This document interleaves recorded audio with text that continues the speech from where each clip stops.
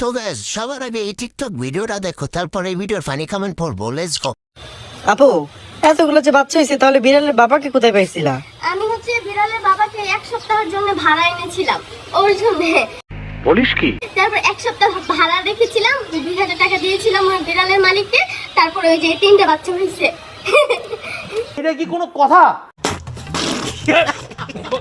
तो चलिए शुरू करते हैं। আমাকে ভাড়া দিতে হবে না, আমি ফ্রিতে ডেলিভারি দিব। আপুর মনটা অনেক বড় মনে হয়। ঠিক বলেছো। আমাকে ভাড়া নিলে আপনারও হবে। তাই নাকি? 1 সপ্তাহে বেচারা পারিশ্রমিক 2000 টাকা পেল।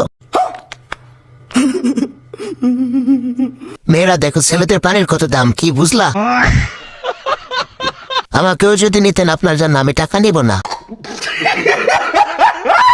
বাচ্চারা বলো তো বিড়ালের কালার কি ছিল? জানি না। ভিডিওটি ভালো লাগলে চ্যানেলটি লাইক এন্ড সাবস্ক্রাইব করুন।